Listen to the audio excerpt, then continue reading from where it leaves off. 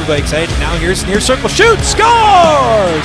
Joey Velarde gets his second goal of the tournament and carries the puck, hits it wide. Here's a shot, pad save. Now between the legs, scores! Certainly part of the recipe. Good pass out in front, a slot shot, scores! No doubt about that one from Will Karnick, and it's 1-1. He looks. Now Karnick, he'll shoot, pad save, another tough stuff attempt, scores! Paul O'Grady gets the power play goal, and it's 2-1 Ignatius. There, but he's certainly not moving at 100%. Deflected, scored! Side of the net deflection. Now 2-on-1 Ignatius. Here's Owens, backdoor shot. Scores! And just a minute and a half later, St. Ignatius gets their 2-goal lead back. Karzik now backhanded, scores! Joey Velarde gets the puck through the slot and buries it with a backhanded shot. And it's 5-2 Ignatius. Pass found Mayer. Mayer centers it right in front. They score! Jeffers shoots, he scores! Keedy takes the puck, he shoots, he scores! And Keedy wins it for the Brother Rice Crusaders in overtime!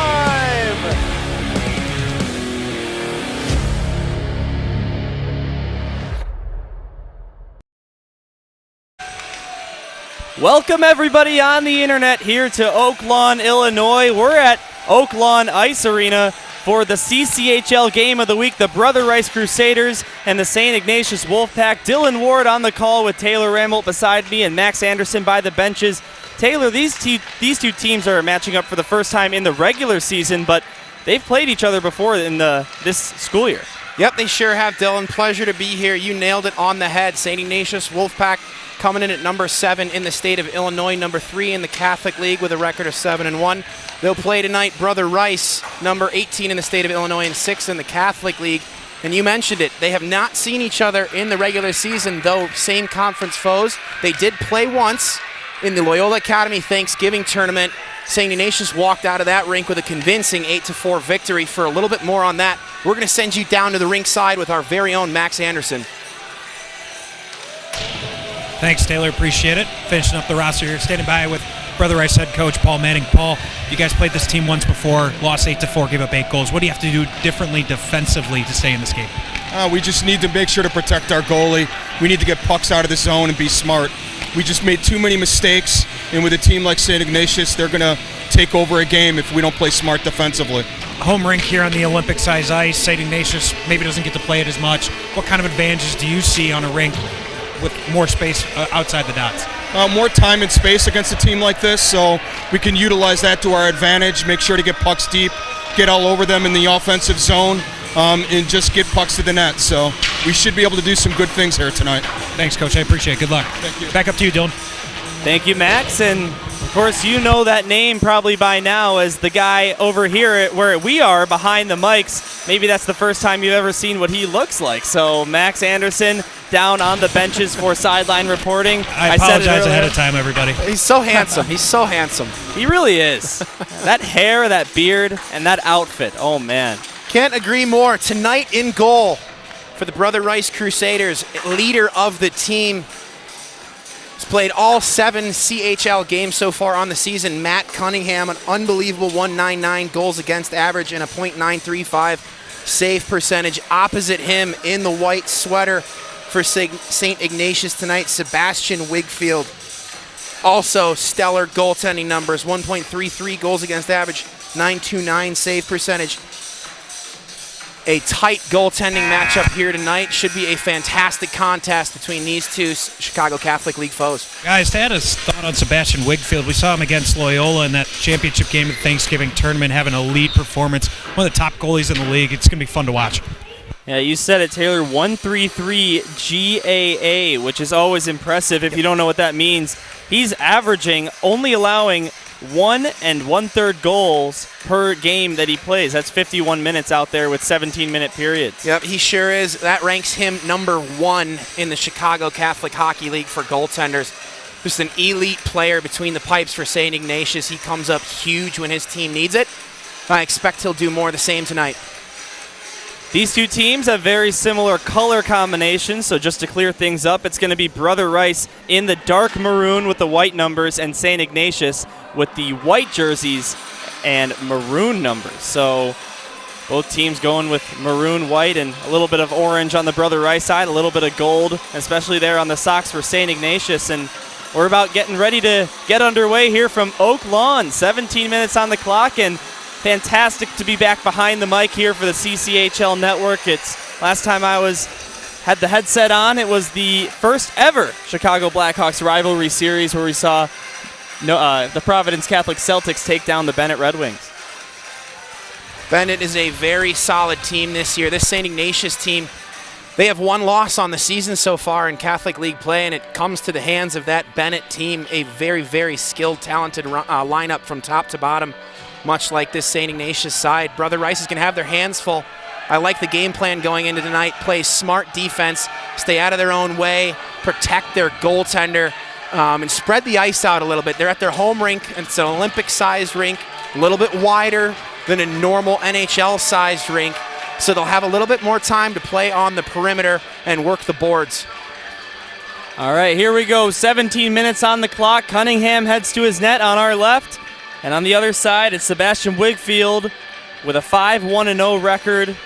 Unbelievable goalie stats. Maybe will be a low-scoring game, but in the game of hockey, you really never know as the Wolfpack bring back the puck. And we're underway here in the CCHL Game of the Week. A big hit right off the bat by Hansen, but nothing to really result of that. No more pushing and shoving as Wolfpack try and work with the puck in the far corner of their attacking zone, but instead Connor Haggerty gave it to his man. Now here is Moran skating up ice with it. He gave it to Jones. Jones all the way into the net and shoots just wide of the cage.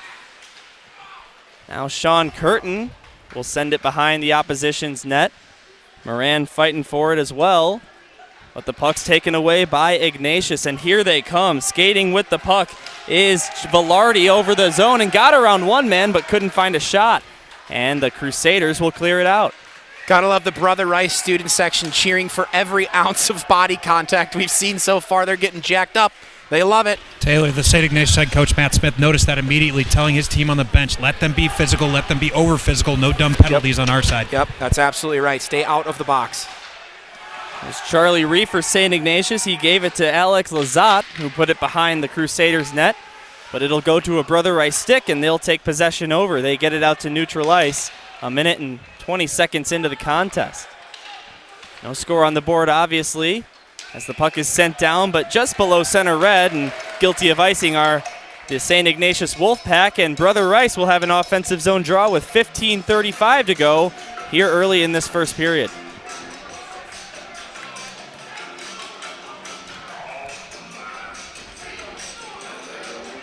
As McClory will take the draw for the Crusaders, but he'll lose it. Taking possession is John Paul Kale. The Crusaders try and get it out, but it's Matt Spell keeping it in, about 10 feet ahead of the blue line. Then a couple of Ignatius bodies topple on top of each other, and it results in Brother Rice taking over the puck. But the Wolfpack will poke it out to the near corner. John Paul Kale tried to get it out, and eventually it's backhanded out by Karnick. Goes to this stick of Matt Spell. He will get it out to neutral ice again. 2 minutes gone here in the first. Still looking for our first goal early in the contest. Here's Wainwright trying to get it out here on the near side. Cooper Wainwright will dump it the length, and now another icing. This time guilty are the Crusaders. So they'll bring the puck back to their own zone for a face-off with 14:48 to go here in period one. Guys, that's two icings now that we've seen, probably pretty unforced. Matt Smith certainly indicating we don't need to take those kinds of icings. Don't give free offensive zone draws. We've seen one aside now, one from Ignatius and one from Brother Rice. Only two stoppages of the game so far are each of those icings Max just mentioned, as O'Hara will take the puck and send it to his man on the far side, Jacob Osney. Ignatius stealing the puck away, trying to make something happen in their attacking zone, but all they can do is send it to the near corner for Remy Bergeron. The only freshman on the Crusaders team other than their backup goaltender, Lucas Vale. But it is Matt Cunningham that has played every single start this season in the CCHL, and he's between the pipes tonight for the Crusaders. And a big hit right on the near side by Joey Junta, and it's going to draw a penalty here early. Heading to the box is going to be the Wolfpack, and Brother Rice will have a 2-minute power play with 14:05 to go in the first. They're going to call it a charge. Joey Junta steps up on the near side half wall on Meyer. It looked to me from the broadcast booth to be a pretty clean hit. He still had possession of the puck, but I am not tasked with a striped sweater or an orange band tonight, so what the heck do I know? Everybody on the ice thankful for that, Taylor. Yeah, that's true. Not a lot would get called. All right, taking the power play opening draw is Jones, but he'll lose it. And St. Ignatius can't get it out of the zone. It's kept in at the right point by Haggerty. He gave it to Jones.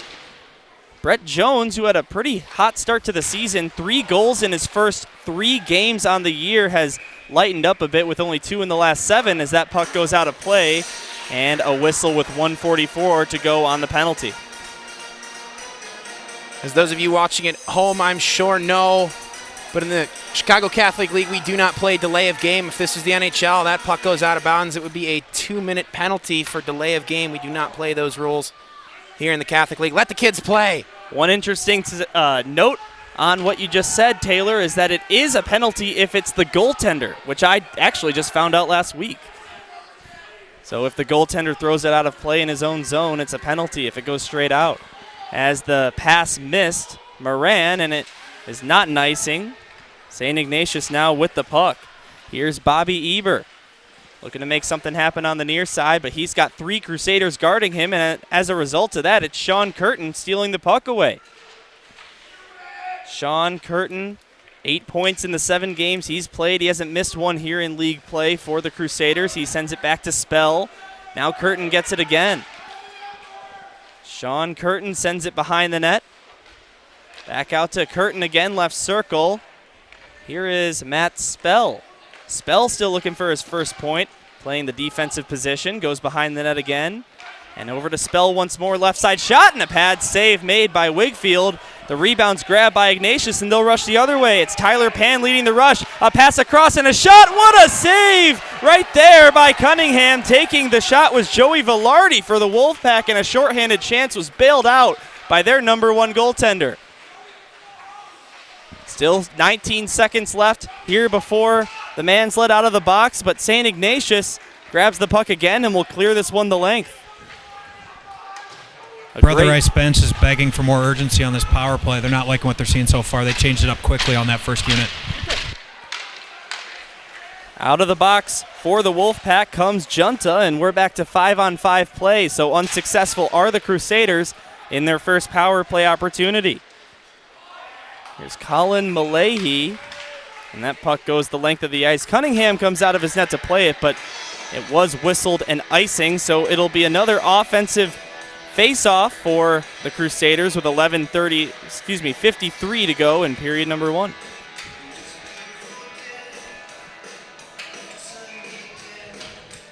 Seeing his first bit of ice time in this game is Jake Ryan, who takes the face-off, but he loses it to the Wolfpack. He'll play it off the near boards out to neutral ice where Bergeron pokes it back for his man Wainwright, and then out to neutral zone, but cleared back into the Crusaders' end by the Wolfpack. Sloppy play so far through the neutral zone. A lot of ugly turnovers. Want to keep your composure if you're going to take it to either side. Here's McGuffage. He gave it to his man, Pajny, and he will dump it down to the right wing corner. Goes behind the Iggy net and back to the far side for DJ Fensel. Now going down on the play is Aiden Dooley. The Brother Rice student section seemed to enjoy that, but no penalty's going to be called. As it shouldn't. Just a nice, solid step-up physical body check by Jack McDuffage. Brother Rice going for a change. At least one man off as Hansen sends it to neutral ice. It's poked ahead by Gaskin, but His play was interrupted by good blue line coverage from the Wolfpack, and all the Crusaders can do is dump it down.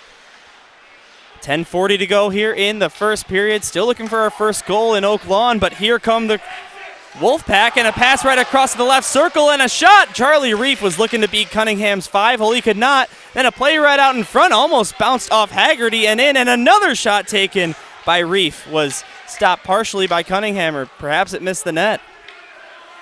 Flurry of activity down low for St. Ignatius. These are a few of the best looks they've had all game. Brother Rice looks tired in their own zone. Here's Karnick, left circle shot, blockered away by Cunningham. Rebound is grabbed by the Wolfpack. They'll send it back out to the point. Here's Peralt. He shoots just high of the net with 10 on the clock in the first. Now a whistle's going to be blown and a penalty's going to be called. It'll be against the Crusaders. At least I believe, as they were the one who touched the puck.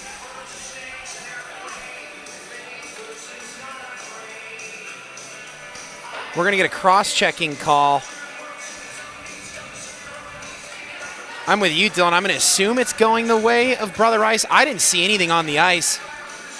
And nor did the culprit, Brother Rice player number 42. I believe that's 52, Connor Hansen. You are absolutely right. He didn't know he did anything wrong. He skated off and sat down on his own bench before the officiating crew had to skate over and grab him. Yeah, you're spot on. He had a weird look on his face when the official came over to pull him off the bench. I didn't see anything there either. I mean, there's a couple of early calls here from the officiating crew I either don't agree with or have not seen any wrongdoing. There's a pass right out in front and a shot stopped point blank by Cunningham. Brother Rice had a pretty decent power play at first, but then the Ignatius penalty kill really stepped up. Let's see what they can do on the man advantage. Chipped in front, and just missing the net was Will Karnick. What an opportunity for the guy in white playing for the Wolfpack. Now shorthanded, looking for a breakaway pass is Curtin, but Mayer, I don't know if he saw him. Curtin was tapping his stick. He wanted that puck, but Mayer was just skating through. Maybe he couldn't find a lane. The entire Brother Rice bench saw it, and they were screaming to hit the guy going up the ice. I'm in the broadcast crew, and I almost wanted to shout down to the young man, too. I mean, he was wide open, cherry picking. He would have been in all alone for a breakaway. Is that puck out of play? So a whistle with 1:17 to go on the Wolfpack power play. 9:14 to go in the first.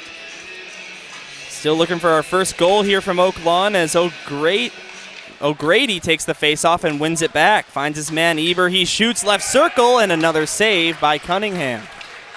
9:07 to go in the first. I don't like that shot there by St. Ignatius' Bobby Eber. He walks it over. There's no traffic in front. He had time and space to walk closer to the net or turn back up towards the top of the point and slow things down, perhaps work on the power play. Instead, he chooses to shoot an ill-advised shot right into the stomach, easily saved by Matt Cunningham for Brother Rice. I don't like that shot there, and I'm sure his coaching staff does not either. Guys, you see Remington Bergeron on the ice here on the penalty kill. Freshman getting a call up for Brother Rice. Taylor, how often you see a freshman get PK one time? That's how much they trust this kid. Yeah, and that's exactly what it is. It speaks volumes to how much the coaching staff can trust him in a defensive style of game. Such a young player like that being brought up to the lineup already shows a ton of faith, let alone getting penalty kill or power play, really any special teams play whatsoever. Speaks volumes.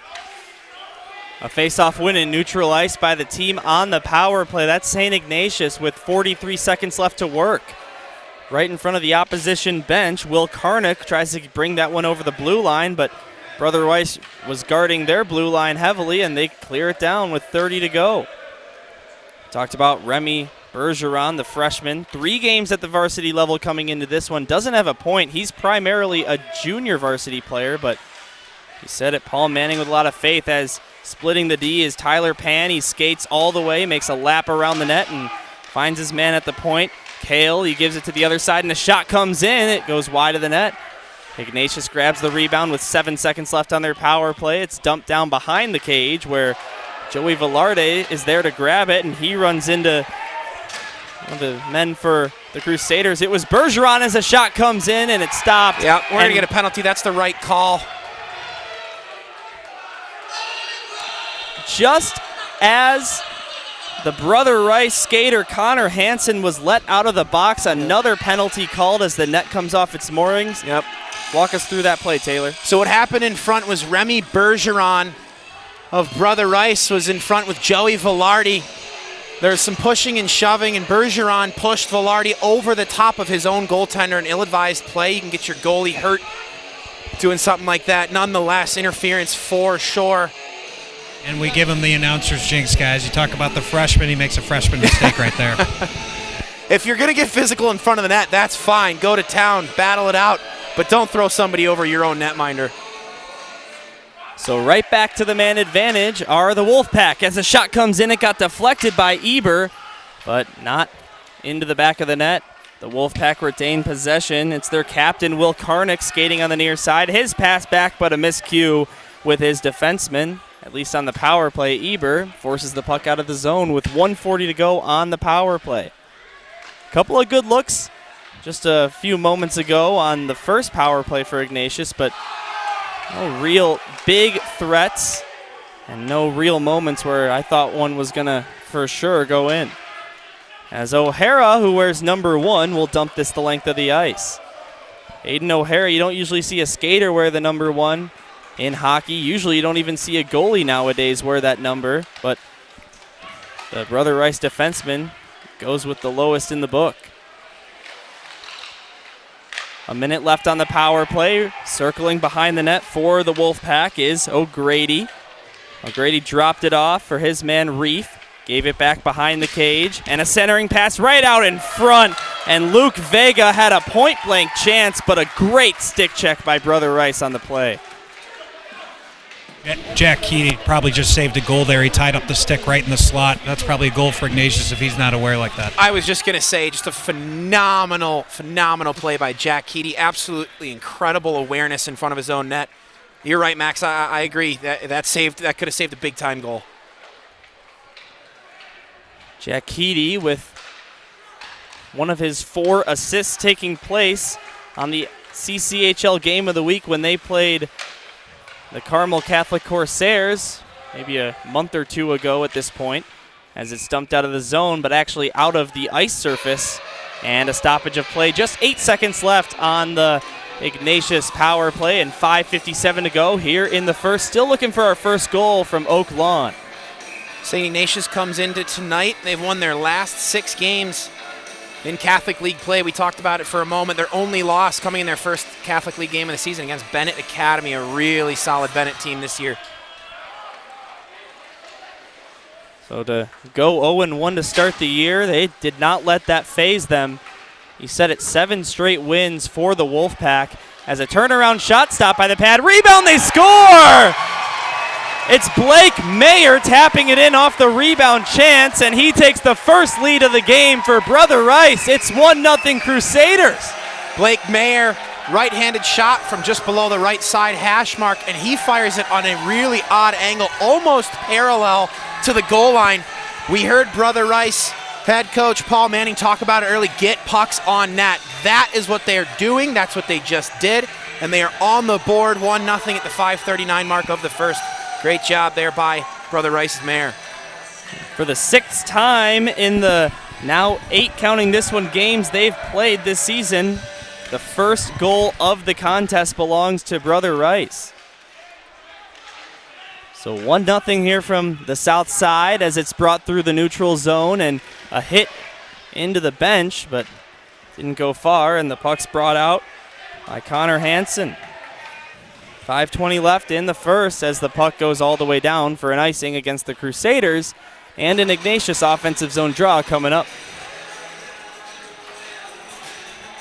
Talked a little bit about Ignatius coming into this game. Brother Rice, a not so spectacular 2-2-1 in their last 5 Catholic League games, including a tie versus Providence on Sunday and a 2-1 win over Carmel Catholic a week ago today. Those are their last 2 in-conference games. They're looking to gel a little bit, find their rhythm. We're getting deeper into the Catholic League season here, so you really try to find out who your team is at this point of the year. That tie against Providence Catholic, Taylor, you were just talking about, is the only tie in all CCHL games this season, a 1-1 scoreline. You said it, their most recent game is a nice acceptance speech there, and a hand pass goes to the near corner where it's grabbed by Victor Ventura. Ventura's another guy that head coach of St. Ignatius, Matt Smith, wants to see get a little bit more ice time here in this game where 5 of his men are out due to injury or illness, as of course this time of year see a lot of people get sick, but it is that time of the year, which is a special time for some of these JV call-ups, Ventura being one, right? You get a young guy, some experience, get to bring him up into the faster-paced varsity level, and look for them to shine. 4:18 left in the first here. It's 1-0 for the team wearing maroon. As you can see on your scoreboard, Brother Rice takes the first lead.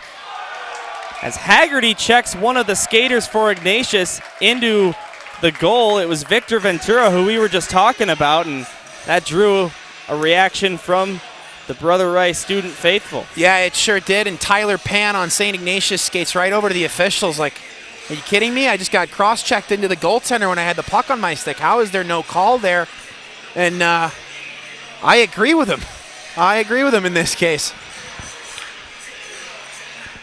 Face-off brought back by Bro Rice. It's Wainwright on the near side, giving it to the half boards. Tipping it out is Moran, and chasing after it is Jones.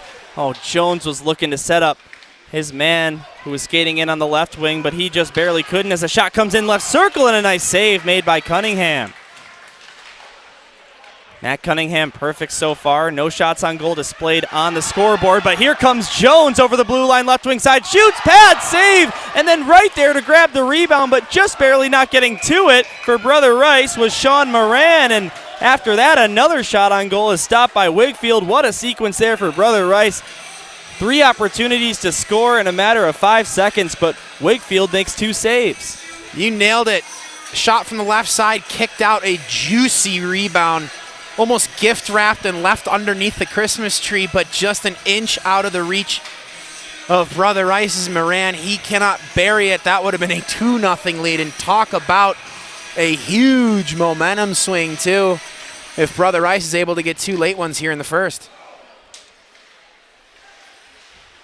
Here is Keedy in the corner, goes back to the point for Aiden O'Hara, back to Jack Keedy again. A shot goes wide of the net, and it's grabbed by St. Ignatius' DJ Fensel.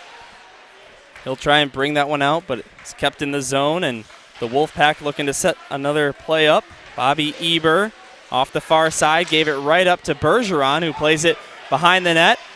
And a stuff attempt right in front. Keedy almost had an open net to shoot at, but couldn't get a good stick on that puck, and instead it's going to be Ignatius the other way. Here comes Gracie for the Wolfpack. A shot from the neutral zone. Really didn't miss the net by much, just about a foot or 2 high of the crossbar and out. Now behind the cage, it's McClory playing it off the far side boards for Gaskin, but it's kept in the zone by the Wolfpack, and it's kept in again. Bergeron trying to make something happen, but it's stolen away, and St. Ignatius will come the other direction. Pan around 1 man, now around 2, a backhand shot. Oh, and a great save by Cunningham.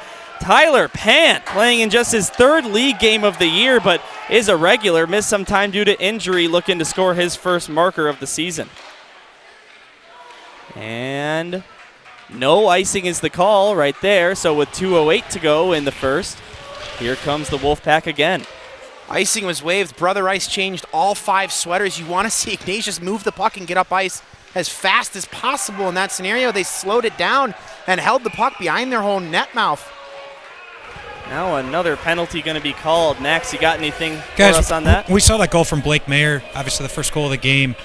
Assist just to close the loop for you guys. Jake Ryan got the primary, and Cooper Wainwright got the secondary. But talking about Blake Mayer, described by Paul Manning before the game as a pest. He's all over the ice. He's going to bother the opponent the entire game. And you saw that out in front of the net where he needs to be, and he buries the goal. That's certainly Blake Mayer. So here comes the 3rd power play of the game as Ryan has a seat in the penalty box. Yep, Jake Ryan to the box, 154 mark. Tripping is the call. Thank you, Taylor. Didn't catch that, but it's a good thing you did. That's why they pay me the big bucks, Dylan. Here is the right circle face-off to start out the power play. It's won by the team on the advantage, but then Curtin tips it out of the zone, and the Wolfpack looking to set up again in their own zone, now through neutral ice. Dumping it down left side was O'Grady. Goes behind the net for Haggerty. He gave it to Wainwright. Wainwright with a backhand feed to neutral ice. It misses his men, but a good clear while they're on the penalty kill. Just 1:30 left in the first. About 6 seconds separating the penalty time and game time, so a 6-second power play to start the second on the opposite ends if the Wolfpack don't tie it here with the advantage. There's Tyler Pond, who just made a great move to get a good shot on net. Stolen away by Curtin. Curtin goes behind the net, but pressuring are the Wolfpack, and some good play in the other zone for the Crusaders while they're killing the penalty. An extremely aggressive Brother Rice forecheck met with some really, really ugly zone exits and breakout passes for St. Ignatius. You're right on. You're seeing the same thing the bench here is seeing. Not enough passing. Everybody just trying to beat someone one-on-one. Need to move the puck a little bit more. That's certainly the message here behind the bench. Here's Pan over to the right side. It's going to be Cayley. Shoots. Stopped by Cunningham. Rebounds poked out of there by Brother Rice, but then sent right back in by Pan as he goes off the ice surface for a line change. Now with Offside. 26 seconds left in the first, a whistle and offsides as you just mentioned. Entertaining first period. We were talking about it a little bit, Taylor. It was a little bit sloppy play going on to open things up, but I feel like both teams have gotten done feeling each other out, and this game's going a lot smoother so far. As another clear by Brother Rice, actually goes directly on Wigfield's net. And the Wolfpack with 13 seconds left in the frame, looking to make one more chance out of it. Here's a shot from the left circle by Charlie Reef, stopped by Cunningham, 6 seconds on the clock. One more shot for Ignatius if they can set something up. Haggerty just tripped a man, and he's going to take another penalty as the horn expires. So the fourth penalty against the home team in Brother Rice will carry over to a two-man advantage with 5 seconds and a whole fresh power play for the Wolfpack to start the second period. Yep, we heard from Paul Manning before the game, right? Head coach of Brother Rice. What are the keys to winning? Some of the things he mentioned: protect your goalie, play smart, stay out of the box. This is the fourth penalty they're going to have. Haggerty to the box at the 1 second mark for tripping, and it was a blatant and easy tripping call. So it'll be a 5-on-3 when we start the second. At some point, St. Ignatius is going to break through the offer on the man advantage, and they're going to get one, and it's going to be a huge change. 1-0 to a tie game. So the switch ends here for the second. Guys, Matt Smith for St. Ignatius just not happy at all with that period. Called it an unacceptable period of hockey. They're getting another chance here on the power play. They're trying to draw a couple of plays. Sorry about that. Trying to draw a couple of plays up and get a goal here, but not happy with the urgency, not happy with the way they're moving the puck, and they've got to fix it. That's the message. I have to agree wholeheartedly with him. I mean, we've seen this St. Ignatius team once before. Usually their tape-to-tape passes, their zone exits are clean and efficient. They can break the puck out. They can cycle it down low. They know where their players are at. We've seen none of that tonight. This is not the Ignatius team we're used to seeing.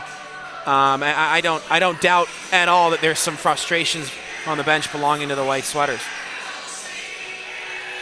All right, so the Crusaders will now shoot from right to left on your screen. Of course, the Wolfpack from left to right. The period of the long change. Taylor, why don't you tell our viewers at home what that means as a former hockey player? Yep, so change sides of the ice, right? You're going the opposite way. Maroon sweaters are going to go to the east end, white sweaters to the west end, which means you don't get to go right to your own blue line. You have to skate a good extra 60 feet to get to your bench for a line change, which is brutal when it's 5-on-5 and even more excruciating when you're penalty killing. Well, that's the situation the Crusaders find themselves in right now.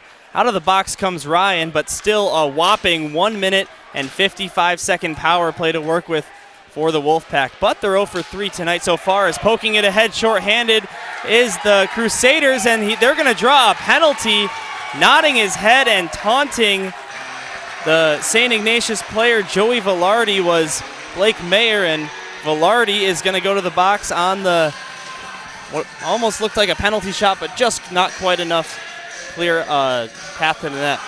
No, if you're a St. Ignatius faithful, you wanted to start this period out strong, right, Max? We talked about it. You heard it down on the sideline. Not a great period for Ignatius. You wanted to see them come out flying, establish themselves in the offensive zone for the man advantage. This negates that entire power play, and it's just not the start you needed if you're an Ignatius fan. I think you can guess what the message is behind the St. Ignatius bench after that penalty. I can imagine there's no swearing, and it's calm and quiet. Just how our There's a reason like I had to leave the mic off, Taylor. All right, so 4-on-4 hockey for the next 1 minute 32 seconds, and a very short power play for the Crusaders. As here is Brother Rice skating through neutral ice with the puck. Jake Ryan, he shoots. He's the guy that just got let out of the box. It was blocked in front, and the Wolfpack will take over. Here's Joey Junta skating through neutral ice for the Iggy side. He pulls up and then forced to bring the puck outside the zone, so he'll tag up and dump it down. Now, 4-on-4 hockey, there's a lot more open ice out there. One man does indeed make a difference, and here on the Olympic-sized rink, it just makes it even more open out there. Easier to find your man on a pass, easier to rush out of the zone with an odd man. As a shot comes in, a slapper taken by Jack Perrault was stopped. Oh, a one-timer. You usually don't see one-time shots like that here at the high school level, but a good connection right there by the power play unit. Yeah, Jack Perrault with an absolute cannon from the one-time. Wow. Guys, that was headed right for the top left shelf. That was going in if it didn't get deflected in front. Now the other way. Here's Curtin over the blue line. Lost the puck in the process, though, and here comes Brother Rice. A nice pass and almost a partial breakaway for Charlie Reef, but instead he doesn't get a shot on goal and actually has to bring it out of his zone. Here comes Haggerty out of the box, so a very short 17-second power play for Brother Rice as a shot comes in, stopped by Cunningham. Rebound goes behind the net, and you're going to see Ignatius eat the puck down low in their own zone now. Looks like they're on the man advantage. They're down one. They're shorthanded. Well, now it's back to 5-on-5 as coming out of the box is Joey Velarde, and we're back to even strength. So lots of penalties in this game, but no goals on the power play for either team. And the Crusaders will try and get it out, but kept in by Pan. He sets up his man, shoots and scores. Oh boy, Joey Velarde gets his 7th goal of the year, has taken the lead in points for St. Ignatius with his 9th, and this game is tied. Velarde out of the box, maybe 10 seconds, and he bangs one home. We're even at ones at the 14:23 mark of the second. That is what you needed if you are a fan of the White Sweaters.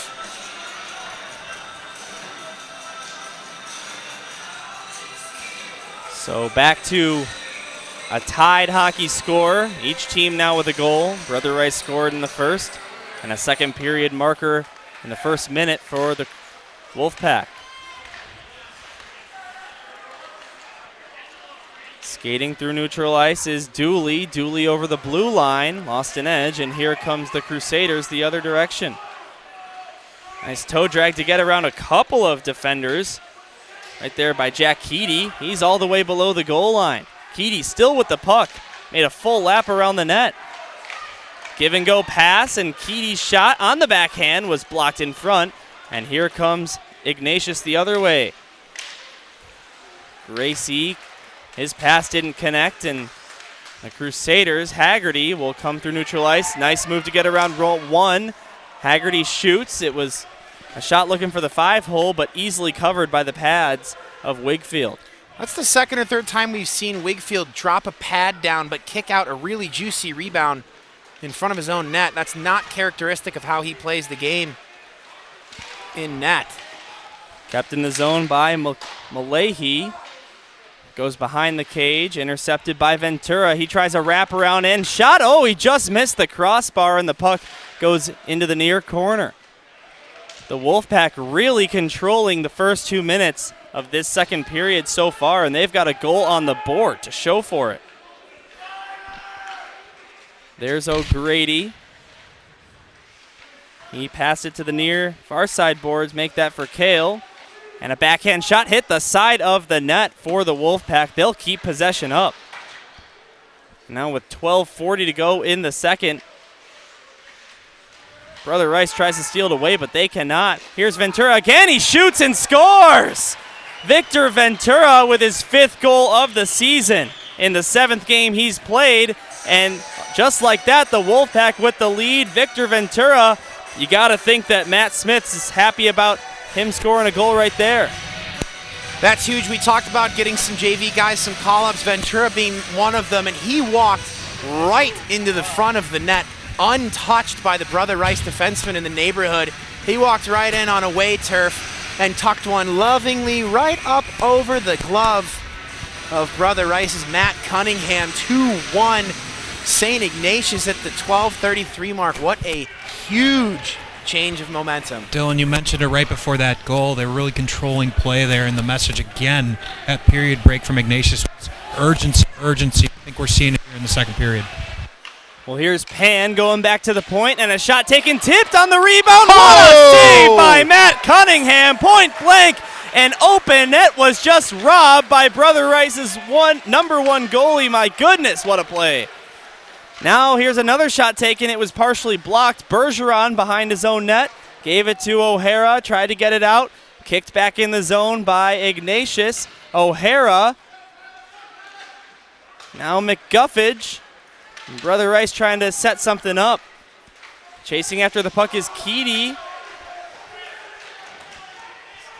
But the Wolfpack get it back here with 11.5 to go in the second. They will clear this one the length of the ice. So now we finally get a chance to talk about that stop by the Brother Rice goaltender. What a save by Matt Cunningham. That might be the best save we've seen so far on the Catholic Hockey League this season. He sprawls to his left. Wide open man, wide open net, and he dives over to make that glove save. Just a spectacular effort by Matt Cunningham, and that's why he's one of the best goaltenders in the state of Illinois, and his head coach just sings his praises. There is one of his more easier saves of this game as Charlie Reef's floater goes directly into his glove. Didn't have to move a muscle, so a stoppage of play with 11:21 to go in the second. It's 2-1 St. Ignatius. Brother Rice scored first, but 2 unanswered from the Wolfpack.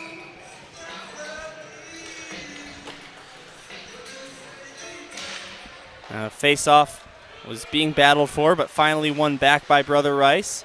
Behind their own net is Jones. I don't know who's DJing tonight, but I'm digging the music selection. Yeah. I hope those of you watching at home are too. Shot in front was blocked by Wainwright. You know, you don't hear music at every high school game, so it's always nice when you get a chance to.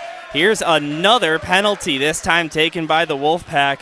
Guilty of the play is going to be Alex Lazat. He's going to have a seat for what I believe is going to be called tripping. Yep. That is about as easy of a call as they come. If you want to ask somebody what is tripping in ice hockey, send them a video of that. It is to a T. Pretty much the same thing as it is in real life. Taylor, you might want to send that video to the referee because he actually called it a cross-check, believe it or not. Called out by the boss awesome. here on the CCHL network. That was great. You know, I've had my disagreements with the officiating staff already tonight. Add that to the list. Max Anderson down there at ice level with the sideline reporting. Guys, I've been bouncing between the two benches every few minutes. The tempo early in that first period from the Brother Rice bench was electric. Everybody was into it. Just walked back over after these couple of Ignatius goals, and it's pretty dead over here. They've got to get some energy. So Brother Rice here somewhat early in the second gets their third look on the power play. But a clear immediately by the Wolfpack, and they'll have to rush back up with it. Haggerty dumps it down, left wing side, goes behind the net. where it's grabbed by Perrault. Now puck sitting on top of the back of the net. Finally finding it was Ignatius, but their clearing attempt, oh, I thought Haggerty was going to keep it in, but went by him. I think he thought so too. It just fumbles over his stick. Yeah, hacking and whacking at the back of the net. Now here's Pan shorthanded. Tyler Pan sends that one to the far corner, looking for his man Karnick, but Wainwright pressuring him on the far boards. And St. Ignatius just killing the clock here on this power play. Now a couple of players pushing and shoving each other around. I believe that's Wainwright, and then there we go. Throwing a glove. Unsportsmanlike. A penalty's going to be called. It was behind the play. Terrible penalty there. That's inexcusable. That's just you're on the power play. Hockey. Cooper Wainwright was the glove. That's terrible. Yep. And the power he would find a nice seat on the bench for the remainder of the second period if I was amongst the coaching staff of Brother Rice. You said it, Max. You're on the man advantage. You're tussling way behind the play. You're standing up at this point. You have all your equipment, and you start to skate away. No, he grabs the glove and throws it across the ice. Just quite frankly, earlier in the skirmish, probably got away with a penalty anyways. I agree. Was going to be able to get away with it, continue on in their power play. I was watching it back there for the length of it. There's two striped sweaters standing there watching. They let him get away with one, and then he does that. I mean, just colossally selfish and undisciplined. So now a third of the way through the second, more 4-on-4 hockey. Also just very ineffectual, right? You toss the kid's glove 20 feet. What's the point? Right. And an icing right there. I'm sure as he skates by the St. Ignatius bench, he'll hear from a few of the players too. I mean, just hate to see that. If you are a Brother Rice fan, player, coach, I'm sure he'll get a nice chatting too from his captain as well. Cooper Wainwright, a little bit uncharacteristic of him through his 7 games, just 4 penalty minutes accumulated. Right there are 5 and 6 as he takes a seat. Here's St. Ignatius' Bobby Eber, lost it. Here in 4-on-4 play to Moran. Moran centered it in front, and a shot taken by the Brother Rice Crusaders was stopped by the goaltender for St. Ignatius. Then it's kept in by O'Hara. O'Hara around one man. O'Hara takes a shot as he's losing an edge, and it gets on net, but it's easily stopped by Wakefield. Here's Curtin taking a shot from the left circle. It got blocked and partially stopped. Now to a power play we go as the Iggy man's let out of the box, but Wainwright still having a seat. So St. Ignatius with a man up on the ice, but here is Brother Rice shorthanded, maybe a 2-on-1 all the way to the net, and trying to tuck it in was Sean Curtin. He could not. Wakefield covered his posts and kept that puck out with 8:28 to go in the second. That's the perfect word, Dylan. Tuck, right? He pulled it from forehand to backhand, tried to fake out Sebastian Wakefield and tuck it gently behind his left pad, weak side. Nuh-uh. Not going to get by Wakefield on that. He is too solid of a goalie. His legs are too long. He stands at 6'4", and he uses both of those legs. That was right down in front of me here, guys, and that skate was not leaving that left post from Wakefield. Oh, very, very, very fundamentally solid goalie, and he is very aware of his surroundings and where the pipes are at either side of him. Helps when you're about 6'4", too. Yeah, it doesn't hurt. Usually goaltenders are one of the bigger guys on the ice because, you know, their main job is to prevent the puck from getting by, so size certainly an advantage really in the entire sport, but especially at that goalie position. So just like that, the Ignatius power play over, and out of the box comes Wainwright. We're back to 5-on-5 again. There's a shot, I believe that actually went into the net, but no goal is the signal from the official. We're going to have to take a look at the replay on the CCHL network, but, I mean, if that hit the crossbar, you would have heard a ding, not a thud like that. Yeah, I thought I heard a tink off the right side post, the lower post. As the play is stopped, and let's take a look at this replay.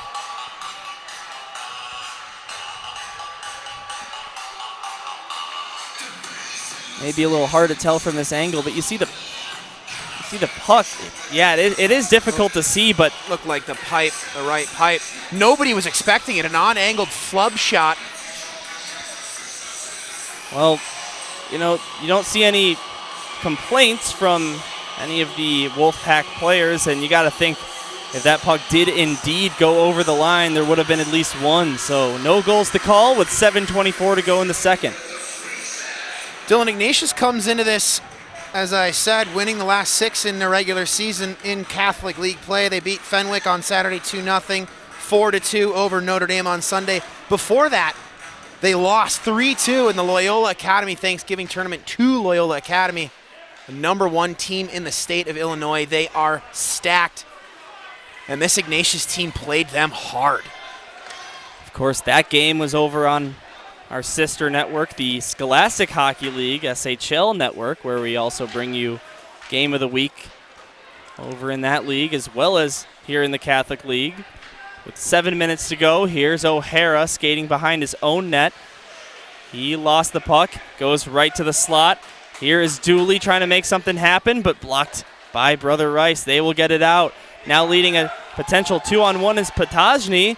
He shoots from the slot. It just goes wide of the net.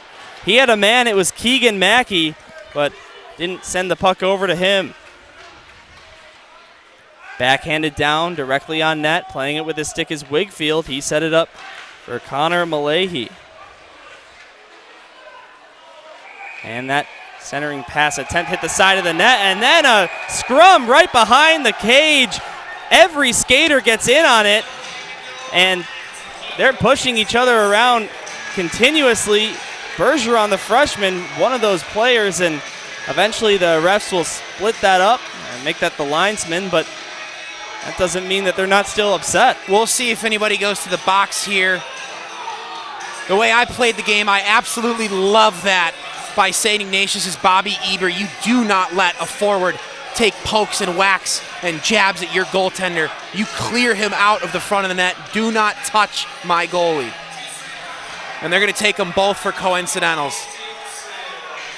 So at the 6:21 mark, Meyer and Eber, Brother Rice and Ignatius respectively, to the box.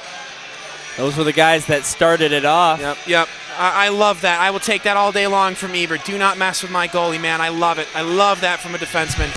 Guys, zooming out just a little bit, the first thing that Matt Smith said after puck dropped was let them be undisciplined. We're already at 6 penalties here against Brother Rice. Something to keep an eye on as they continue to pile up penalties here. Yep, that's absolutely right. And Brother Rice really doing themselves no favors whatsoever. I mean, this is a talented St. Ignatius team. Don't give them the advantage of an extra man on the ice. Stay disciplined. I mean, the penalty from Wainwright is just as bad as they come. So the penalties don't go on the board for coincidental minors here at the high school level. 5-on-5 play till the first whistle after 2 minutes has Exactly passed. right. Guys don't get let out of the box right after the 120 seconds have expired. They're just not allowed to skate. As the puck's being pressured at the near corner, goes out to McClory in the attacking zone for Brother Rice. McClory pulls up. He goes over to Gaskin on the other side behind the goal line, intercepted by Ventura, and he will try and lead a charge out the other way for the Wolfpack. McDonough couldn't get it by O'Hara, who dumped it back down. Then Ventura got it back, gave it to the blue line where Paul O'Grady dumped it down right wing side. Goes to the far corner. Possession kept up by St. Ignatius.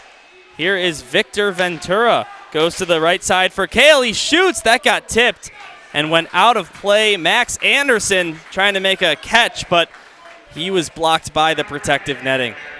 Make no mistakes, folks. While we are on the broadcast crew, we are quite the athletic bunch. I had it, guys. I had it the whole way. That protective netting. It's a good thing here on the CCHL network that it doesn't block the view from here on the boards on the side, not behind the cage. A face-off win from Ignatius, and a shot taken right in the slot by Luke Vega, but it was stopped by Cunningham. A little bit more pushing and shoving after the fact, and you know, this game is starting to get a little bit more chippy as we play on. You see more guys getting into it with each other, but not many penalties because of those types of plays. Of course, the coincidental minors taking place right now, though. There's a shot. It's saved by Cunningham. Rebound goes to the corner where it's grabbed by St. Ignatius. Vega sets up his man right in front, and taking the shot was Karnik, I believe. Actually make that Velarde, but it missed, and the net comes off its post for a stoppage with 4:51 to go here in period 2 of 3. Guys, I asked Paul Manning before the game, how do you prevent 8 goals in this game? How do you slow their offense down? And his main message was we have to protect our goalie, right? We saw that really well in the first period. We're seeing Ignatius get a lot more high-quality chances in dangerous areas here in the second period. Brother Rice has got to clean that up if they want to come back in this game. A face-off win from Ignatius. Some stray music going on while the guys are skating out there. Finally, the DJ hits the pause switch. And a long pass. Oh, looking for Moran. He would have had a breakaway if that connected, but instead it's punched back into the zone with 4:30 to go in the second. St. Ignatius with offensive possession. A nice pass by O'Grady, but couldn't connect with his man, and it's sent back out to the point. Here's Junta, shoots. It got tipped on its way, but missed the net wide. Another shot taken from the right circle, this time by Velarde, but it was blocked. Now here comes Brother Rice over the blue line. It's Moran. He dropped it off. It's Jones. Not quite sure what Jones was looking to do there. He could have carried momentum forward. Instead, he backed off a bit, walked it to his own blue line, and then fired it into a shin pad. And that pass just missing Tyler Pan. He would have had a breakaway. He was waiting in neutral ice, but instead it's an icing, and it'll be a face-off here in the Iggy zone. Dylan, we'll back away a little bit from the Catholic League itself. In their last 10 games, including out-of-league play, St. Ignatius 7-2-1. The loss coming to Loyola Academy, a loss and tie coming to the other St. Ignatius. That's the number 2 team in the state of Ohio, St. Ignatius. So St. Ignatius loses and ties to St. Ignatius. Imagine announcing that from a broadcast crew, right? You'd have to go with the nicknames all the way. Don't tell me they are also the Wolfpack. Taylor, don't forget about our days doing New Trier Blue versus New Trier Green. Oh, yeah, sure, absolutely. The blue-green game. New Trier scores on New Trier. And also those heck of an effort by New Trier on both that one. Trevians in that case. Guess you got to go by color, and sometimes the color doesn't match the jersey in those situations, so it makes it even harder. And both of those teams back in the day in the red division. Now there's 2 more varsity New Trier teams where there used to be only one. That's in the white division, so New Trier Gray and New Trier White.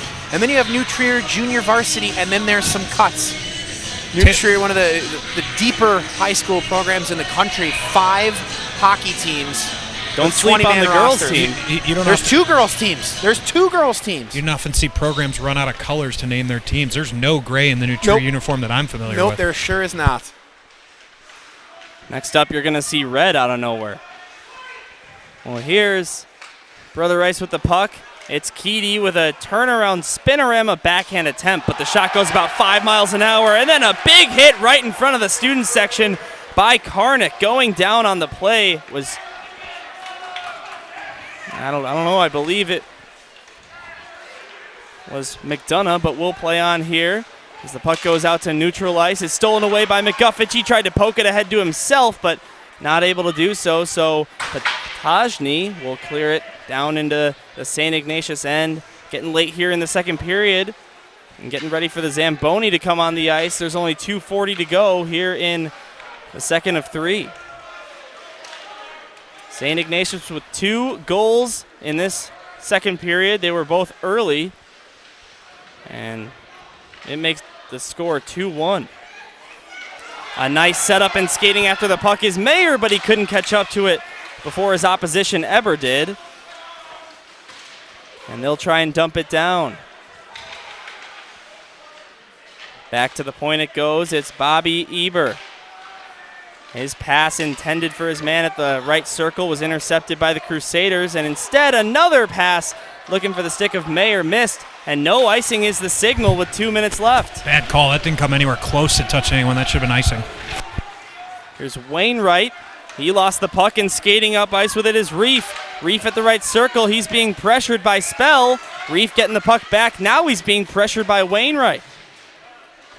Charlie Reef without a goal this we're gonna get a season on call. the ice. High though. hit. Yep. Yeah, right down here in front of me. Penalty upcoming, a delayed call. Whistle won't sound until Brother Rice touches the puck, and they do right there. Even with the cage, that really rattled Charlie Reef there. He got whacked in the face. They're calling for a 2 and a 10. Max, you were a lot closer to the hit than we were. Are they going to give him that 2 and a 10? Was it that blatantly up high? I mean, it hit him square in the face with both hands, it looked like. But the whole Ignatius bench was screaming 10. Let's see. Keegan Mackey Yep. is the culprit. Yep, they are. 2 and a 10. So yeah, it's Connor Hansen who's going to serve the 2-minute minor. Mackey will get to hop back out and play with his buddies halfway through the third period. Actually, a little more than halfway through the third period. So Tough break for Brother Rice. Hansen and Mackey roommates in the penalty box for the next 2 minutes till we're back to 5-on-5 and another power play for St. Ignatius. Yeah, Mackey took his helmet off. He's going to be getting pretty comfortable in that box. Lots of opportunities with a man up for the Wolfpack, but 0 for 5 on the night. Let's see what they make of this opportunity as the pass goes back for John Paul Kale through neutral ice. Blocked by the stick of Mayer, and getting it out of the zone to center ice are the Crusaders. Getting it back into the zone is Will Karnick, but it's cleared off the boards but kept in at the point. A shot comes in from the left side point by Joey Junta, is blocked in front. Wolfpack get possession back though. O'Hara pressuring Tyler Pan, but he keeps the puck left circle. Shot blocked and goes high. St. Ignatius keeping up possession though. Velarde goes to the left circle and a shot comes through by Will Karnick, but an easy save for Cunningham, and he freezes. Just 30 seconds to go in the second and 1:03 to go in the Iggy power play. That last shot got through, but over the last 5 minutes or so, Brother Rice did a much better job of protecting the goalie like we talked about before the game. That's the first shot that's gotten through. We've seen 4 or 5 straight block shots up until that point. Yeah, I was just going to say, Max, they've been playing a lot smarter two ways, right? They're keeping things in front of them in their own zone. They are protecting their goalie. We haven't seen a dumb penalty in a little while. At least nothing selfish in the way of penalties, so doing what they can to stay in this game. It's only 2-1. Brother Rice came out flying. Ignatius has picked up the pace a bit. A good game so far between these two teams. Here's a left circle shot by Ignatius. It's stopped in a scramble in front of the net. Goes back to the right point with 7 on the clock. Another left circle shot taken. It missed the net by Eber. Looks like the but a pegs whistle are off. sounds and a penalty's going to be called, I think, again. I thought saw the orange arm go up, but maybe not. I think the net was pushed off of its moorings. Brother Rice's goaltender put it back on. They're going to move the puck face off closer to us outside the zone. I'm sure that was a total accident. Yeah, no, definitely. There's the horn to end the second. We're going to take a break here on the CCHL network, but before we do, let's talk a little bit about the first two. A 2-1 lead for St. Ignatius. 2 unanswered goals after Brother Rice struck first. Taylor and Max, what'd you guys think? No, we talked about it a bit, right? We saw the hits coming right out of the gate for Brother Rice. We saw the crowd start to get excited, get into it, get the Brother Rice players riled up, right? Well, you heard from the St. Ignatius coaching staff. Let them get excited. Play your game. Play smart. Let them take stupid penalties. Brother Rice gets out to a nice 1-0 lead. Then we start to see those stupid, undisciplined plays come in. We start to see the penalties get taken. Ignatius starts to find their feet, get themselves going, play their game. They score 2 quick ones. They totally turn the momentum. We see the Brother Rice players a little quieter on the bench. None of them standing up anymore. Max, you brought that up from the sideline perspective. A big momentum change there in the second. Exactly kind of how we saw things starting to play out from what the coaching staff said. I think we started to see a little bit the game slipping away a little bit from Brother Rice. Ignatius scored 2 or 3 goals, or 2 goals there in about 3 or 4 minutes. A lot more open ice. Brother Rice really closed things down there the last 6 minutes of that period. You get the feeling like a 3-1 or 4-1 lead from Ignatius, nearly impossible for Brother Rice to come back. The 2-1 going into the third, I think, definitely favors Brother Rice. Yep, I'm absolutely with you. And it could have been a 3 or 4-1 lead going into the third. We saw some spectacular goaltending by Matt Cunningham, including what I think, Dylan, is probably the save of the year I've seen in the Catholic League. That sprawling glove save on the man wide open on the back doorstep. My goodness, Cunningham keeping his team in a tight one, 2-1 as we head to the third. Well, you know, Cunningham probably trying his best not to think about how excited he is to watch the replay here on the CCHL network of that stop. Oh boy, what a save by the Brother Rice goaltender. We're going to head off our mics. We'll stay on air, though. Our technical engineer, Jimmy Olsen, make that. We'll roll some highlights here on the CCHL network, and we'll take a break, but don't go anywhere. Coming up right before the third period, Max will head down to the other bench and talk with head coach of the Wolfpack, Matt Smith, and gather his thoughts. So don't go anywhere. Matt's a great interview. Matt is a great interview, so make sure that you stay tuned in, those of you listening at home. All right, we will see you in about 7 to 10 minutes as soon as the Zamboni gets done. Enjoy the highlights while we're gone. We'll be right back here on the CCHL Game of the Week.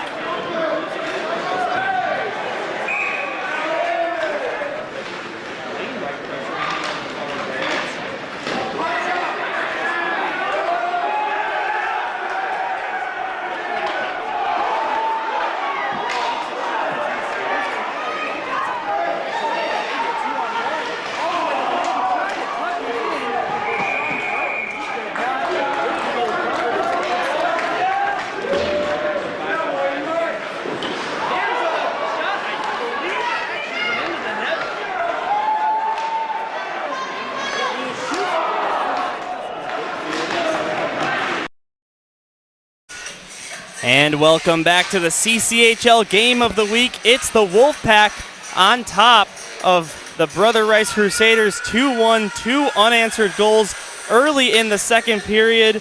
And we're getting ready for the third. The ice has been scraped and the players have been skating for about 30 seconds now. We heard from Paul Manning pregame, but now on the other side of the bench, here's Max Anderson with Matt Smith, head coach of Ignatius. Thanks, Dylan. Standing by with Matt Smith here. Matt, first period, didn't like what you saw. What changed in that second period? Yeah, I mean, just letting that first goal in, it was a little bit of a wake-up. We just haven't had a lot of rhythm tonight. Got a few guys out of the lineup. It's not an excuse. It's an opportunity for some of our underclassmen, but we weren't handling the puck well, and we didn't get any real flow through the neutral zone and, kind of clean entries, but, we got a lot of opportunities on the power play. We need to take advantage of it. Third period coming up. I was just going to say, starting here on the power play, what are you looking for you guys here in the third? You just got to simplify things, right? We're sometimes trying to do too much. Just take the puck, drive the net, put it to the net, and, be comfortable with that second, third chance, and, just get this next goal, create a little separation, and, it's a school night. We got to fight through it. So thanks, Coach. Good luck. Dylan? You heard him mention it's a school night. A 27-minute drive from St. Ignatius High School here from this rink. It's just a 5-minute drive to Brother Rice High School. It's probably why their side of the bleachers is a lot more packed. I'm sorry, Dylan. 27 minutes at what time of day? At right now. I'm about 10 minutes from St. Ignatius, and it took me about 90. Well, City of Chicago right traffic can take you a good hour to get 9 miles. Just 1.1 miles. Must have been using Rand McNally. From Brother Rice High School. All right, third period underway. Last period of regulation. If we're tied, we'll play one more 5-minute frame. Actually, a 4-minute frame here in the CCHL, but it's St. Ignatius with the puck. Not sure if you picked up on that, but the puck came to a screeching halt as it found a puddle of water. Always hated that as a player. Give it a second to let the ice freeze a little bit. Sometimes the Zamboni drivers get a little freaky and put a little too much water on the ice. Here's a big hit. Mayer came in for the check, but it was him that got the worst of it. Right in neutral ice. A power play now over for St. Ignatius, and they're 0 for 6 on the man advantage. Lots of penalties taken by the Crusaders, but they have not been able to take advantage on the other side. Now here's a pass in front. Ryan, if that hit his stick blade perfectly, he would have had a point-blank chance against Wakefield, but he did not. Not sure where the Ignatius defense was there. It was 3-0 right in front of the crease. Here is Velarde with the puck in the corner. Gets caught up again in that same puddle. And take note if you're a St. Ignatius defender. Brother Rice, right circle, a shot by Bergeron. Got blocked in front, but keeping possession are the Crusaders. There is another time that happened where the puck hit the water, and it results in a rush the other way for St. Ignatius. O'Grady got it back to the point, but it was tipped away by Curtin. Chasing after it now is Moran. He couldn't find the puck. Right when he got to it, there were 2 Wolfpack defenders guarding it. So it's St. Ignatius taking over. Here on the near side, it's Charlie Reef. He will send it the other direction.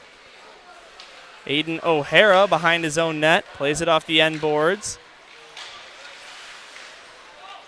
And now it's taken away by St. Ignatius again. Here's Peralt. He gave it up, and McClory played it in the far corner. O'Hara got it back, and then O'Hara gets taken down behind the net, and then more roughhousing behind the goal line. No penalties going to be called on the play. More battling for the puck at the far corner. 2.5 minutes into the third period. A lot of standing around so far.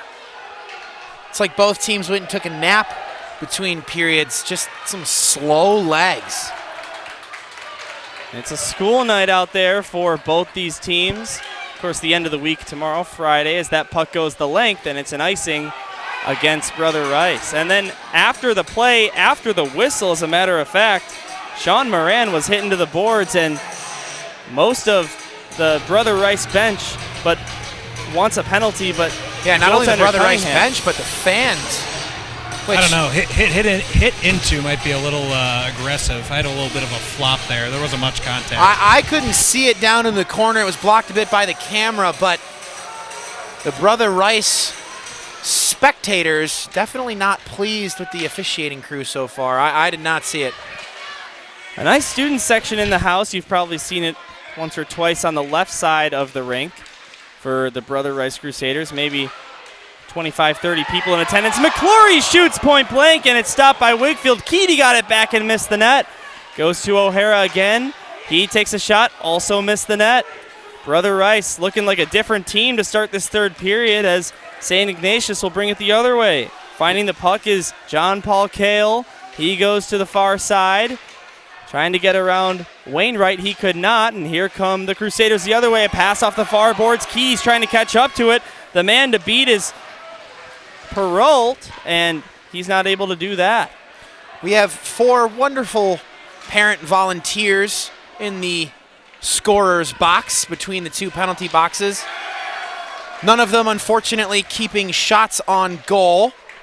Wow. I wish one of them were. I think we'd see 7 or 8 the way of Brother Rice. None for St. Ignatius to start the third. The ice seemingly tilted. I wish one of the fine parents were clicking the shots on goal button.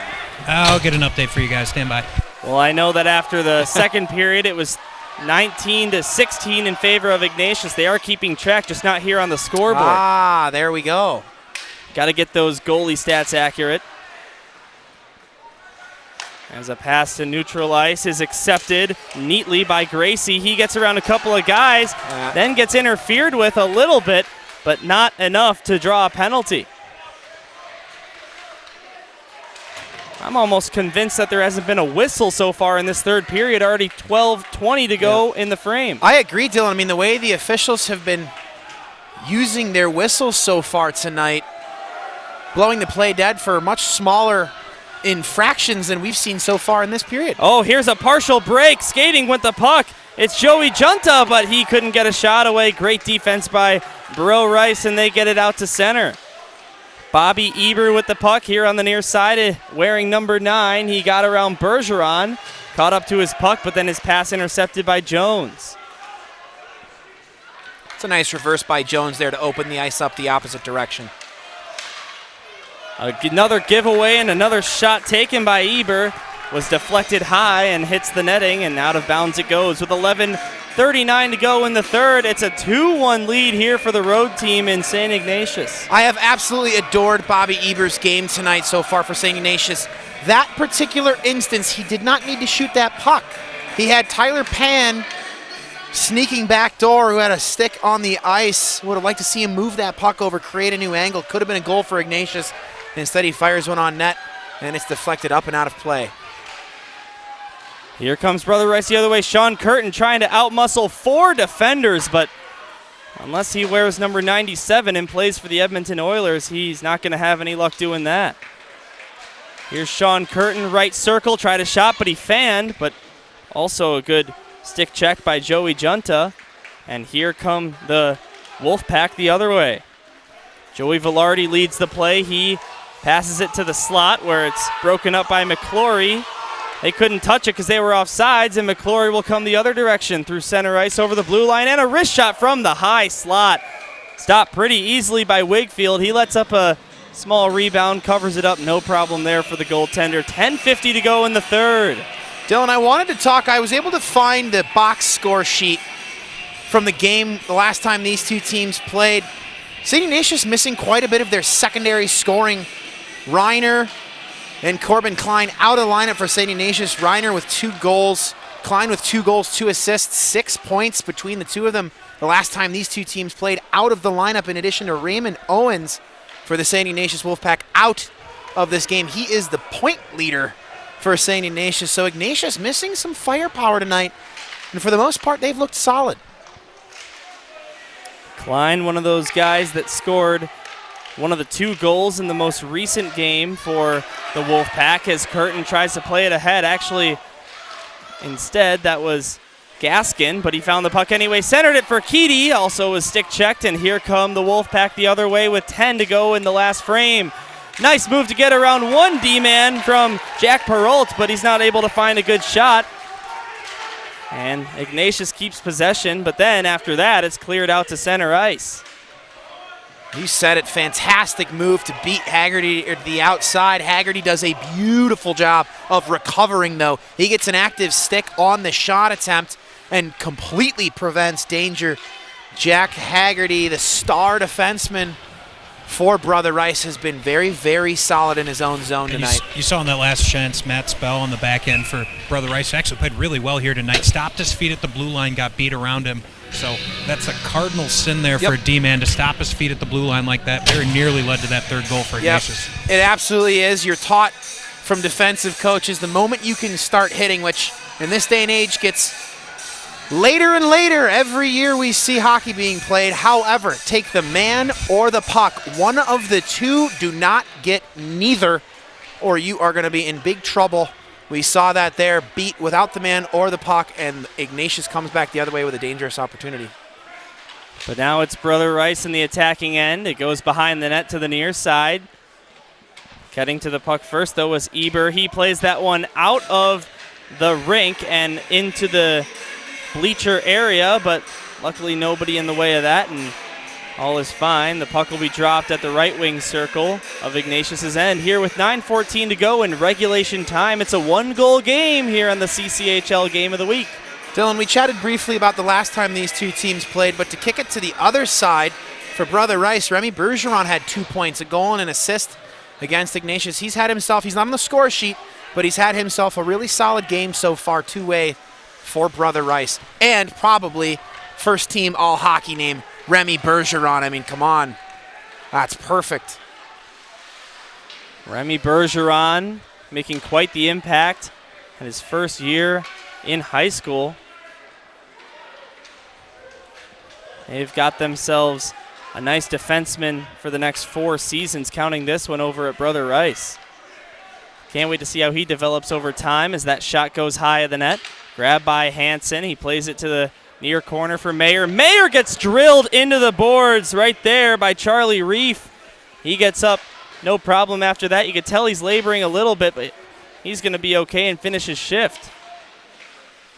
Now those two guys who just met up are going to battle for the puck, and taking it away is Jones. Taking it away from him was Charlie Reef. And then Hansen hits Paul O'Grady down in open ice, and this game was getting pretty physical towards the end of the second, but really the first stretch of physicality shown by either team in this third was those two plays right there.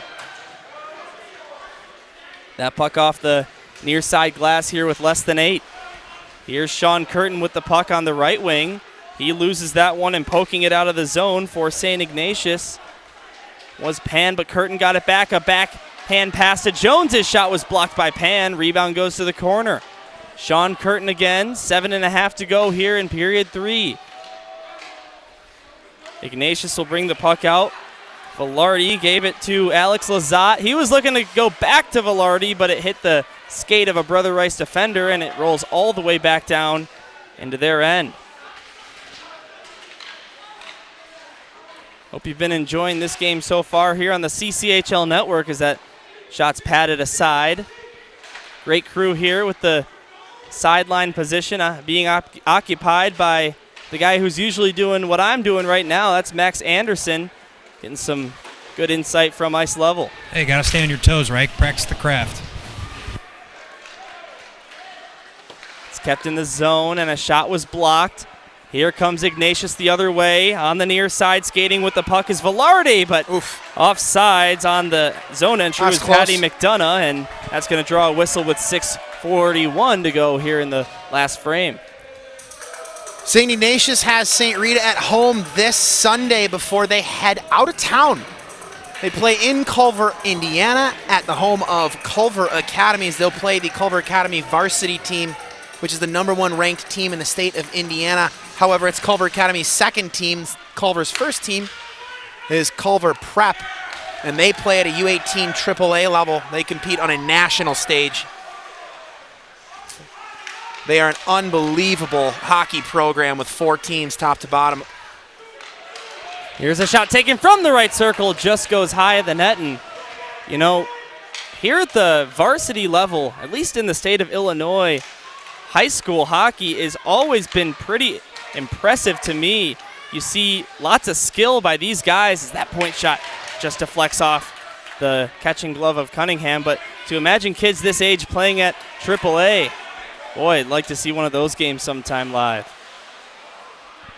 Yeah, no question there, Dylan. It's a whole nother level, and you're absolutely right. This level of hockey in the state of Illinois is on the far top end of high school hockey in most states in the U.S. outside of maybe Minnesota. Minnesota, a different breed. But that Culver Academy's prep team came into the state of Illinois and beat the Chicago Mission U18 AAA 5-1. That is the best team in the state of Illinois outside of the Rockford Ice Hogs and the Chicago Blackhawks at the professional level. So that Culver Academy prep team, a different beast. So crunch time coming up for the home team. Brother Rice looking to find the game-tying goal, and we're down to 5 minutes left in regulation. There's a shot by St. Ignatius, hits the pad, and the other way comes Brother Rice. Mayer leads the charge. He's over the blue line. He loses an edge and loses the puck as a result. Luke Vega takes over and clears it the other direction. I want to backtrack there just a second, Dylan. Excuse me to any Chicago Steel fans, players, coaching staffs. Major, junior level also excluded with the professionals. So outside of those three. Guys, you saw Blake Mayer lose an edge there again. Down on this end of the ice, it's still really wet. We're about, 14 minutes here, 13 minutes into third period action. It's still really wet down here in the St. Ignatius end. Yeah, we saw a few pucks come to a screeching halt down on that side. Mind-numbing when you're a player. Just don't soak the back end. Obviously, the Zamboni's going to go over that back area the most on its route. So turn the water off a little bit. Here's Curtin over to the left side. A shot taken by Jones. He scores, and this game is tied. Brett Jones with the left circle one-time wrister makes it 2-2 with 4:08 to go in the third. A brand new hockey game again. Brother Rice. Brand new hockey game is right. Wow, Matt Jones alone at the far side circle. He fires one low glove side, beating Sebastian Wigfield to tie teams at 2. Guys, what a huge goal. Wigfield's going to want that one back. He got a piece of that with his pad, and it just squeaked through. Just between kind of the glove and the pad, but certainly got a piece of it with the pad, just not enough. Brother Rice taking it to Ignatius early in the third. Physical play, good passing, an aggressive forecheck, staying out of the box. I'm loving everything I'm seeing from this Brother Rice team so far. Well, failed to mention this as it happened, but when St. Ignatius had the lead after 2 periods, which they did, they had not lost a game or even sacrificed a point. They're winning 6 out of those 6 times that they've had the lead. That play looks offside. The late whistle confirms that with 3:34 to go in the third. 2-2 game. We've chatted a bit about St. Ignatius' schedule, Dylan, to kick it to the opposite side, including out-of-league play. 3-6-1 in their last 10 out-of-conference losses, coming to Scholastic League top half teams, York and Glenbrook South. But Brother Rice struggling a bit of late, looking to find their identity. They have looked really solid at times here tonight. I know both these teams were playing in what I know head coach of Glenbrook South over in the Scholastic League, Jim Philbin, claimed to be the toughest group of the O'Grady tournament. It was the 2 teams on the ice right now, plus GBS and York over at the Scholastic League. Yeah, just a dynamic top half of the table. Really, really solid teams. Ignatius was the champion of that division, winning all 4 GBS games. surprising a number of people this season. I mean, they've beaten some big-time perennial contenders. I think Dylan will tell you just as much as anyone, some brutal OT luck for that GBS team so far this season. Yeah, most overtime losses in the Scholastic Hockey League, 1-4 in games beyond regulation. But back to this contest. Under 3 minutes to go in a tied hockey game. Tyler Pan tips that one into the zone. O'Hara Brings it to the near corner. And a centering feed right out in front, but nobody home. Getting the puck off the stick anyway was Alex Lazat, and he plays it out to his own zone. Here comes Ignatius on the rush. Velarde gave it to Pan. Pan trying to out-muscle a couple of Crusaders. He could not, but Ignatius keeps possession of the puck. Less than 2 to play here in Oak Lawn. We go to 4 minutes of 4-on-4 overtime here in the Catholic League, and then a tie if no result. This is the best two-way hockey we've seen so far. This last 6 or 7 minutes, both teams tape-to-tape passes, hard hits, flying north, south, just good hockey. I'm excited for some overtime action. If we get there, we still have 90 seconds. A minute 29 now on the clock.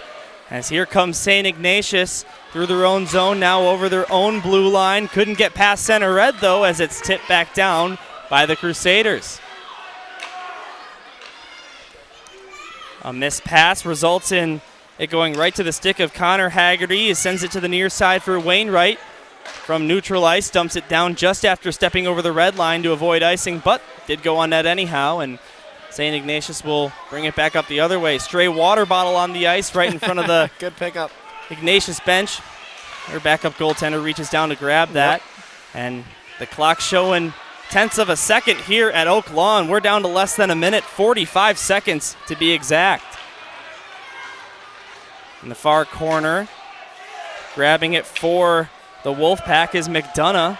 McDonough goes back to the point for Malahi. He shoots straight into the glove, cool as a cucumber for Matt Cunningham, making his stop right there with 33.2 seconds left in the third. 2-2 game. Yeah, there was no traffic in front. Cunningham easily able to play his role as the outfielder and track that nicely into his glove. Now a timeout called. And head coaches Matt Smith and Paul Manning trying to draw up a play. Max, I know you'll try to be listening into some of what they're talking about, but before you report back to us, Taylor, what are you saying to your guys right now if you're either team here in a 2-2 game with half a minute to play before overtime? It's going to be completely different sides, right? If you're Ignatius, you have an offensive zone draw. So you're going to want to map out a little bit of what you want to see. You want to see a face-off win back to the defenders, right? You want the defenders to hold the point, walk it to the middle, and start to spread out the ice. We're on an Olympic sheet. It's wider. You have the room to try to set something up. You only have 30 seconds to do it. Conversely, if you're Brother Rice, you need to win that draw and get it back to ring around and outside of your zone. You don't want to be fumbling or chasing in the corners in your own zone and letting this talented Ignatius team work the perimeter against you with 30 seconds left. It's a recipe for disaster. You don't want it. Avoid it. Get the puck out of the zone. Max Anderson right now hanging out by the Brother Rice bench, and as the timeout has expired, Max, what you gather from that meeting? Not going to break any news here. Obviously, really stress the face-off here, winning the face-off, and it really solves a lot of their problems. They're going to look to try to overload one side. That's what they think is coming from Ignatius. Try to seek someone backdoor. That's certainly what Brother Rice's coaching staff's looking for. So here we go. Look at this. Between the three of us, we didn't miss a cue on that one. We know what both teams are doing. Puck won by Ignatius, so not going the right way from the Brother Rice. Timeout. Here's a shot and a goal. Tyler Pan has taken the lead with less than 30 seconds to go. And a go-ahead goal by number 21. Wow. White makes it 3-2. Just like that, perfectly drawn up, like I said. Win the face-off, back to the point. Let them walk it over a bit, move it down to the corners, work the outside, get it to the front of the net. And look what happens. With 26.9 on the clock, a back-breaking goal against Brother Rice. Huge for St. Ignatius, who's now 27 seconds away from walking out of this with a last-second victory and a couple points in the standings. Unbelievable. Tyler Pan with just his second point of the CCHL season. I said it earlier in the broadcast, not with all that many games played, just 2, but his 1 assist is almost surprising just through 2 games that that's all he's got, but gets the go-ahead goal with 26.9 to go, and now here's another timeout, this time called by Brother Rice. And Matt Cunningham hunched over. He is somewhat defeated. The young man has had a spectacular game so far this evening, has made some incredible saves. For that puck to go in at 26.9, no help on the faceoff draw, no help in the middle in his slot, no help from his defense. That gets through, just backbreaking for him. You can see he's a little upset by that one. I am a little curious. Just real quick here, technical engineer Jimmy Olsen pulling up the replay of the goal. You can see the Wolfpack in slow motion, just a perfect pass to Tyler Pan, and yet Cunningham had no idea that puck was going there. It even looked fast on slow motion. So, hey guys, it was Tyler Pan that put that home, right? Yep. Sure was. For some reason, the official scorer actually gave that to Velarde. That's Hey, who officially Velarde, got that goal. the recipient of a nice ghost goal on the score sheet. Pad those stats, baby. Well, here we go. Here with 12 seconds left, Brother Rice is going to need to rush up the other way in order to have a chance. Cunningham heads to the net. It's cleared out to center ice by St. Ignatius, and that is going to do it. There's the horn from Oak Lawn. What an exciting game here on the CCHL Game of the Week. Then some action after the game has expired. A little pushing and shoving after the fact. Every skater Those that were was out punches there. thrown too. Ooh, this is going to be looked at by the league. A late hit by a Brother Rice player, followed up by a late hit from a St. Ignatius player. Some pushing, shoving. I didn't quite make out what number Brother Rice player it was that came flying in with a jumping punch. Brutal. And you could see the referees saying, let's skip the handshake we're line skipping the after handshake that. lines. They're going to shake the referees' hands and head off. That is funny. Well, that's... I wonder if we can get a replay of that here. The league should take a look at that. I mean, that was a flying punch by one of the Brother Rice forwards, I think, in late. I'm not sure if we're going to be able to get the replay. Well, either way, you know, that's the beauty of YouTube. You can just hit the rewind button and take a look at that again. But, I mean, you said it. You don't like to... Just egregious. You don't like to see such an exciting and intense, entertaining game kind of end in that way. It really puts a damper on the mood a little bit. But, nonetheless, in the standings, it's a win for St. Ignatius. They're 7th in a row in league play, and the Wolfpack's Tyler Pan with the game winner. Max Anderson is down by the bench. He's going to have a word with the guy who got the game winner, Tyler Pan, as well as potentially the head coach, and he'll go behind the bench. And he's also with their head coach, Nat Smith. So, Max, if you're ready, down to you. We'll take it. Matt, obviously chaotic finish there. What did you see? What did you draw up on that last play to get that goal? You know, we just had a couple principles in place about where areas we wanted guys on the ice. Thankfully, we were able to kind of win the draw, win that puck off the wall, and get lost in coverage. So credit to these guys to finish this. We didn't want it to go to OT, but we just put some of our more, effective guys on the ice for the last 30 seconds. That third period goal that Brother Rice scored, what did you see in it? Yeah, we lost the battle high in the gray zone up near the blue line. Puck went east to west, and I think our goalie just didn't get set the way he wanted to, but showed a lot of resilience to come out of here with the 2 points. It wasn't our best effort. It wasn't our best hockey, but we'll take it and kind of live another day here. I was just going to ask, obviously the goal coming there, 4 minutes left in the game. You guys were really controlling things second and third period. For them to get that late third period goal to tie it, what did you learn from your team to come right back and get that goal? I mean, you got to play 51 minutes of hockey, right? You kind of lose focus for a shift or two, and you pay a price. But, we were just a little bit off tonight, but, nice kind of a highlight finish. Not to a position we wanted to be in, but, we'll take it and move on, and, wish everyone a good holiday. Congratulations, Coach. Thank you. I'm going to walk over here to Tyler Pan. Tyler, 2 points on the night. Obviously the game-winning goal. What did you see on that last goal effort? It was kind of a set play that we ran. the play was for me to draw it back and hopefully find some space. And I was just lucky for Velarde to get that one to me and end up burying the game-winning goal. You guys were down about 4 or 5 bodies tonight. Some other guys had to come in and step up. What does it say about your team that you can be missing 4 or 5 guys, still come out against a tough Brother Rice team and find a victory? I just think it shows how much depth we have as a team and how, great teams, we can still find a way to win even when we're down by a lot of guys.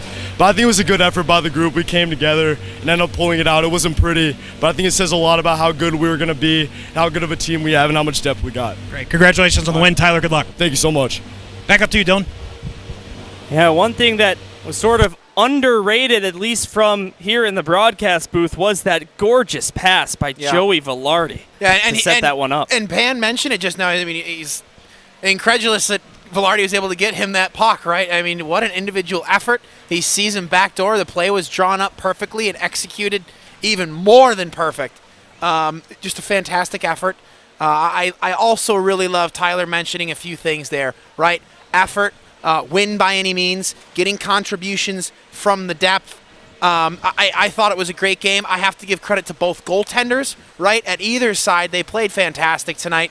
You see Cunningham a little bit understandably upset as he headed towards the bench there after that back-breaking third goal. Nonetheless, what a night here from Oak Lawn Ice Arena. I hope all you guys listening at home had fun. We had fun, I think, right? Well, I certainly had a lot of fun. So just to wrap things up, Brother Rice with that loss now falls to 4-3-1 in CCHL play and 12-17-1 in the overall state standings, as opposed to St. Ignatius. You said it earlier, 7th win in a row, goes to 8-1-0 on the season, 18-9-2 overall. That's going to do it here from Oak Lawn Ice Arena. For everybody involved in this broadcast tonight, our cameraman Matt Buden, technical engineer Jimmy Olson, Max Anderson down at the sideline, my broadcast partner Taylor Ramelt. My name's Dylan Ward. Hope you enjoyed this one. We'll see you for the next CCHL game of the week. It'll be on the 16th of December. Brother Rice gets another crack at a win here on the broadcast. They'll be playing Fenwick right here at Oak Lawn again. So we will see you for that game and hope you all have a great night. Thanks so much for tuning in to the CCHL game of the week, everybody.